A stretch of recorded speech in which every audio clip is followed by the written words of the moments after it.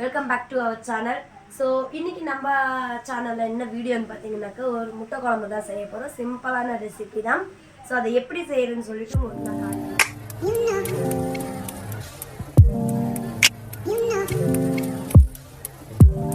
சிம்பிளாக முட்டை குழம்பு தான் செய்ய போகிறோம். ஸோ அது எப்படி செய்யறதுன்னு பார்த்தீங்கன்னாக்கா நம்ம வந்துட்டு எல்லாரும் வந்துட்டு முட்டையை வேக வச்சு போடுவீங்க குழம்புல. ஆனால் நான் டிஃப்ரெண்ட்டாக முட்டையை உடச்சி ஊற்றி நான் குழம்பு வைக்க போகிறேன். அது எப்படி செய்கிறேன்னு சொல்லிட்டு உங்களுக்கு நான் வீடியோவில் காட்டுறேன். இப்போ நம்ம வீடியோக்குள்ளே போகலாம். ஃபஸ்ட்டு இப்போ நம்ம அடுப்பு பற்ற வச்சு ஒரு வடை சட்டியை வச்சுக்கலாம். ஸோ வடை சட்டி நல்லா காஞ்சதுமே ஒரு 100 கிராம் அளவுக்கு எண்ணெய் ஊற்றிக்கோங்க. ஃப்ரெண்ட்ஸ் இப்போ பார்த்தீங்கன்னாக்கா எண்ணெய் வந்துட்டு நல்லா சூடாகட்டும். எண்ணெய் காஞ்சதுமே நம்ம ஸ்பைசஸ் போட்டுக்கலாம். 3 பட்டை, 5 கிராம்பு, கொஞ்சமாக கல்பாசி, 3 ஜாதி பத்திரி, அப்புறம் பிரிஞ்சி இலை. ஸோ இது எல்லாத்தையும் நம்ம அப்படியே போட்டுடலாம். வெங்காயம் வந்துட்டு ஒரு 3 வெங்காயம் எடுத்துருக்கோம், பெரிய வெங்காயம். எல்லாமே ஒன்றா போட்டுக்கலாம். வெங்காயம் வந்துட்டு நல்லா நீளமாக அரிஞ்சுக்கோங்க. அப்போ தான் வந்துட்டு குழம்புக்கு வந்துட்டு டேஸ்ட்டாக இருக்கும்.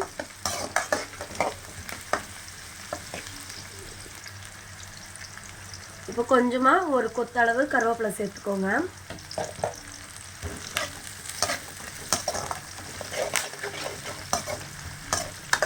வெங்காயம் நல்லா வதங்கட்டும்.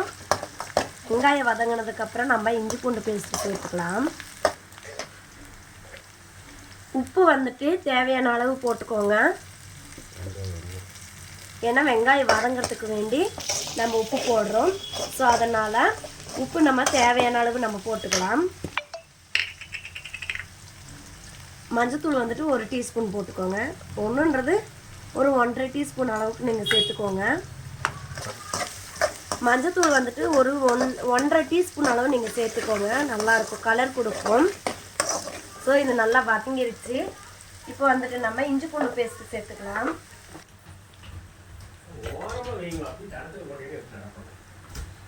இப்போது இஞ்சி பூண்டு பேஸ்ட் வந்துட்டு ஒரு 2 ஸ்பூன் பக்கம் போட்டுக்கலாம். சில பேர் வந்துட்டு இஞ்சி பூண்டு பேஸ்ட்டு 1 ஸ்பூன் போடுவாங்க. ஸோ அது டேஸ்ட்டும் கிடைக்காது. ஸோ நம்ம வந்துட்டு 2 ஸ்பூன் போட்டிருக்கோம். ஏன்னாக்கா முட்டை வந்துட்டு வாய்வு. ஸோ அதனால் நம்ம வந்துட்டு இஞ்சி பூண்டு பேஸ்ட்டு சேர்த்தும் போது நமக்கு அந்த வாய்வு நமக்கு இருக்காது. இப்போ நல்லா வதங்கட்டும். வந்துட்டு நம்ம வந்துட்டு முட்டையை வந்துட்டு எத்தனை முட்டை போடுறோம்னா ஒரு 6 முட்டை தான் போட்டு நம்ம வந்துட்டு சிம்பிளாக ஒரு 4 பேருக்கு செய்கிற மாதிரி நம்ம செய்கிறோம். ஸோ இதுவே நீங்கள் வந்துட்டு முட்டை வந்துட்டு நல்லா சாப்பிட்றவங்களா இருந்தாக்கா ஒரு 10 முட்டை 15 முட்டை போட்டு நீங்கள் குழம்பு வச்சாக்கா செம்ம டேஸ்ட்டாக இருக்கும். இதில் வந்துட்டு மோஸ்ட்லி வந்துட்டு நீங்கள் இந்த முட்டையை உடச்சி ஊற்றுற குழம்புக்கு வந்துட்டு முட்டை அதிகமாக இருந்தால் தான் நல்லாயிருக்கும். நாங்கள் வந்துட்டு இப்போதைக்கு நான் ஒரு 6 முட்டை மட்டும், ஏன்னா குழந்தைங்களுக்கு மெயினாக குழந்தைங்களுக்காக நான் இப்போ சமைச்சிட்ருக்கிறேன். 2 பேருக்கும் ரொம்ப பிடிக்கும் முட்டை குழம்பு. ஸோ அதனால நாங்கள் எல்லாருமே மதியமே சாப்பிட்டுட்டோம். குழந்தைங்களுக்கு வேண்டி நான் செய்கிறதுனால இப்போ 6 முட்டை மட்டும் போடுறேன்.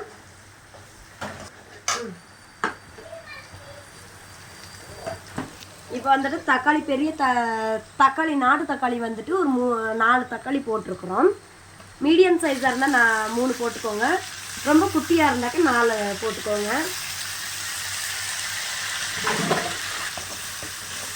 பயங்கரமாக வாசம் மணமாக இருக்குது மக்களே. ஏன்னாக்கா நம்ம வந்துட்டு இதில் வந்துட்டு கல்பாசி, பிரிஞ்சி இலை, ஜாதி பத்திரி இதெல்லாம் போட்டதுனால செம்ம டேஸ்ட்டாக இருக்குது. இன்னொரு விஷயம் என்னென்னா இதில் நீங்கள் வந்துட்டு எந்த குழம்பு இந்த மாதிரி முட்டை குழம்பு, சிக்கன் குழம்பு, அப்புறம் பிரியாணி இந்த மாதிரி ஐட்டமெல்லாம் தக்காளி சாப்பாடு இந்த மாதிரி எல்லாம் செஞ்சீங்கன்னாக்கா கஸ்தூரி மேத்தின்னு சொல்லிட்டு ஒரு இலை கிடைக்கும். ஸோ அந்த இலையை வாங்கி போட்டாக்கா செம்ம டேஸ்ட்டாக இருக்கும்.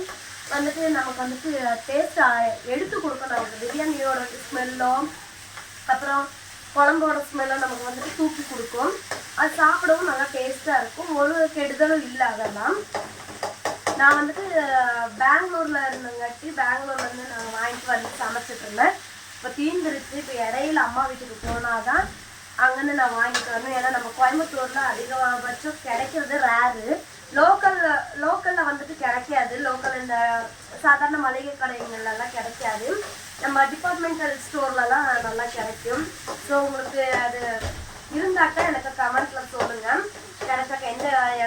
ஸ்டோர்ல கிடைக்குதுன்னு சொல்லு. சொல்லு. எல்லா டிபார்ட்மெண்டல் ஸ்டோர்லயும் கிடைக்கும். ஸோ அங்கே கிடைச்சதுன்னா நீங்க வாங்கி சமைச்சு பார்த்துட்டு எனக்கு சொல்லுங்க. எவ்வளோ கடை வீதியிலே கிடைக்கும். கடை வீதி, அதாவது சந்தைக்கு இங்கெல்லாம் போகும்போது நமக்கு கடை வீதி இருக்கு இல்லைங்களா, கடை வீதியில் போனீங்கன்னாக்கா நமக்கு கிடைக்கும். அப்போ நம்ம வந்துட்டு வாங்கி சமைச்சு பாருங்க, செம்ம டேஸ்ட்டாக இருக்கும். நான் மோஸ்ட்லி பிரியாணி, முட்டை குழம்பு, பிரியாணி, முட்டை குழம்பு, கறி குழம்பு இதுக்கெல்லாம் நான்வெஜ்ஜுக்கெல்லாம் நான் போட்டு சமைப்பேன்.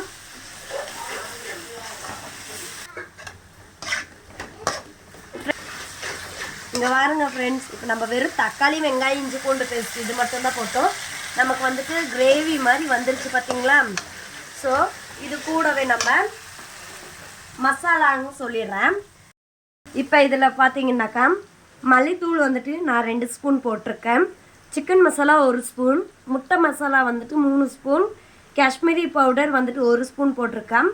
அப்புறம் வந்துட்டு கறி மசாலா வந்துட்டு 1.5 ஸ்பூன் போட்டிருக்கேன்.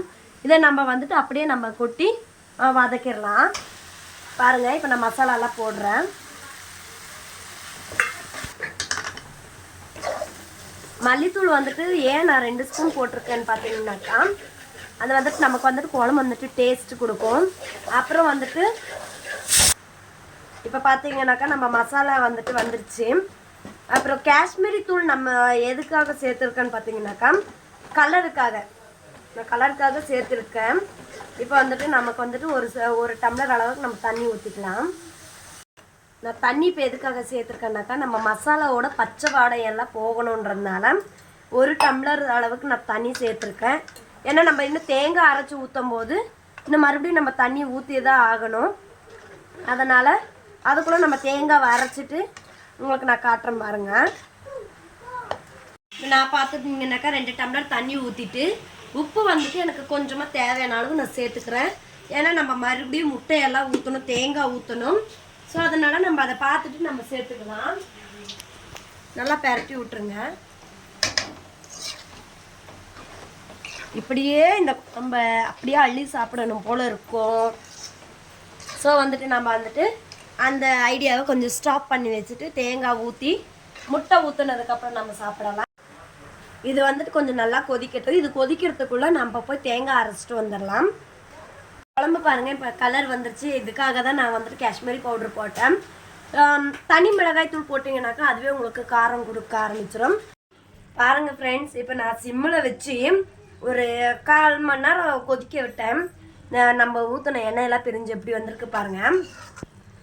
பச்சை வாசமெல்லாம் போய் நமக்கு எண்ணெய் தெரிஞ்சு வந்திருக்கு.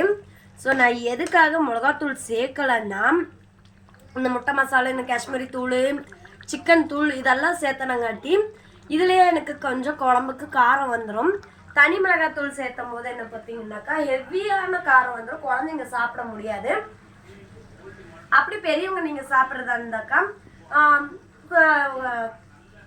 தனி மிளகாய்த்தூள் வந்துட்டு ஒரு 1/2 ஸ்பூன் போட்டுக்கோங்க. அப்படி வேண்டாம், தனி மிளகாய்த்தூள் வேண்டாம், இந்த காரமே போதுன்றவங்க இது இந்த பொருள், இந்த மசால் பொருளை கூட நம்ம வந்துட்டு காஷ்மீரி தூள் ஒரு 1.5 ஸ்பூன் போட்டுக்கோங்க.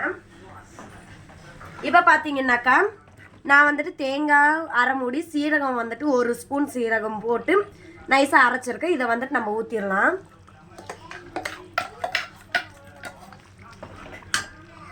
இந்த குழம்பு வந்துட்டு செம்ம டேஸ்ட்டாக இருக்கும் ஃப்ரெண்ட்ஸ். எனக்கு ரொம்ப பிடிக்கும் இந்த முட்டை குழம்பு.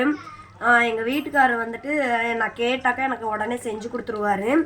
முதலெல்லாம் அவரே செய்வார். இப்போ நான் அவர்கிட்ட கேட்டு தெரிஞ்சுக்கிட்டு நானே செய்கிறேன் பாருங்கள்.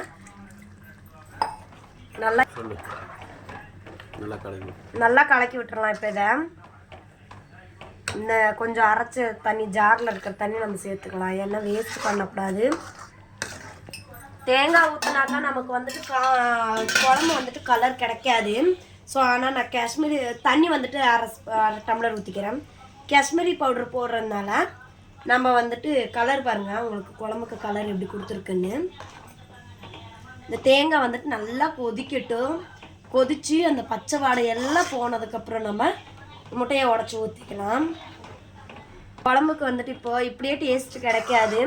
இந்த குழம்புக்கு நம்ம வந்துட்டு முட்டையை உடச்சி ஊற்றுனா தான் நமக்கு குழம்பு டேஸ்ட்டே கொடுக்கும். முட்டை குழம்புக்கான ஒரு அர்த்தமே அதுதான்.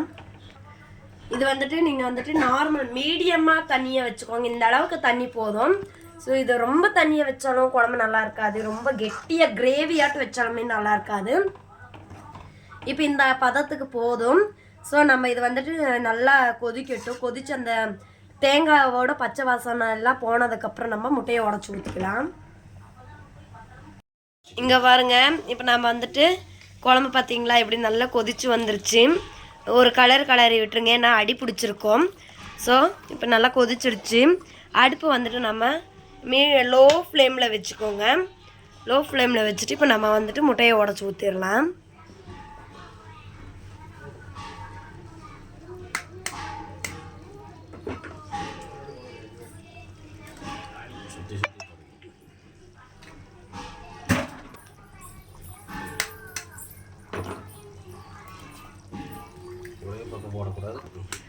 முட்டை வந்துட்டு ஒரே இடத்துல போட்டுறாதீங்க, தள்ளி தள்ளி கொஞ்சம் கேப் விட்டு போடுங்க.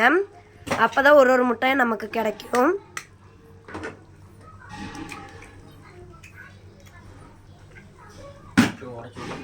கூடாது, கொஞ்ச நேரம் வெந்ததுக்கப்புறம் தான், லைட்டாக வெந்ததுக்கப்புறம் கிளம்பும். நீங்கள் முட்டையை வந்துட்டு ஊற்றின உடனே கலரக்கூடாது. ஸோ ஏன்னா முட்டை வந்துட்டு வேகாது, உடஞ்சிரும். முட்டை போட்டு ஒரு 10 நிமிஷம் கழித்து அப்புறமா நம்ம வந்துட்டு பரட்டி விடலாம். முட்டையை உடச்சி ஊற்றினதுமே நம்ம வந்துட்டு அடுப்பு சிம்மில் வச்சுட்டு நம்ம தட்டை போட்டு வடசட்டியை மூடிக்கலாம். ஒரு 10 நிமிஷம் கழித்து நம்ம வந்துட்டு அந்த முட்டையை திருப்பி போட்டுக்கலாம். இப்போ வந்துட்டு ஒரு 10 நிமிஷம் ஆயிடுச்சு. இப்போ நம்ம ஓப்பன் பண்ணி பார்க்கலாம். பாருங்க, உங்களுக்கே தெரியும் முட்டை வெந்திருக்கிறது. பாருங்க, இப்போ நம்ம திருப்பி போட்டுக்கலாம்.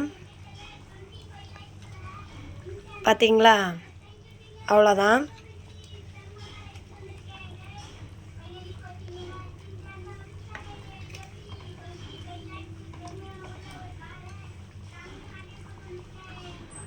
இந்த மாதிரி தான் திருப்பி போட்டுக்கணும்.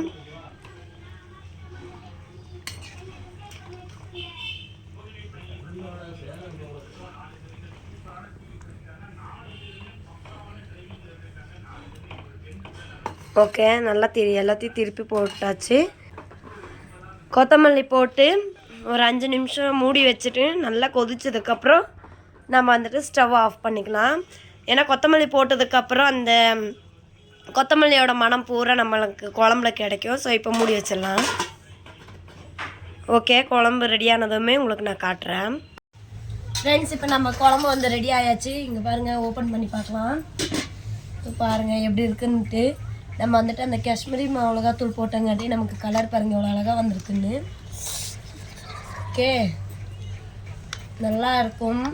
ஸோ இதே மாதிரி உங்கள் வீட்டில் ட்ரை பண்ணி பார்த்துட்டு எனக்கு கமெண்ட்டில் சொல்லுங்கள்.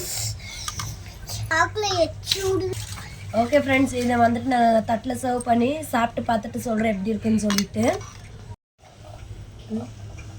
பாருங்கள் ஃப்ரெண்ட்ஸ், எப்படி இருக்குன்னு சொல்லிட்டு ஸ்மெல்லு வந்து அவ்வளோ அருமையாக இருக்குது. மனம் பாருங்கள், நம்ம அந்த ஜாதி பத்திரி இதெல்லாம் போட்டங்காட்டி ஸ்மெல் அவ்வளோ நல்லா இருக்கு. இங்கே பாருங்கள் முட்டையும். ஸோ சாப்பிட்டு பார்த்துடலாமா?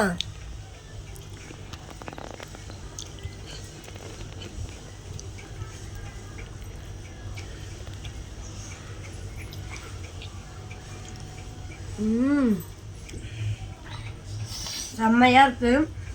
இதே மாதிரி உங்கள் வீட்டில் நீங்கள் செஞ்சு பார்த்துட்டு கமெண்ட்டில் சொல்லுங்கள் எப்படி வந்ததுன்னு சொல்லிட்டு. இந்த வீடியோ பிடிச்சதா லைக் பண்ணுங்கள், ஷேர் பண்ணுங்கள், கமெண்ட் பண்ணுங்கள், மறக்காமல் சப்ஸ்கிரைப் பண்ணிக்கோங்க. ஓகே, பாய்.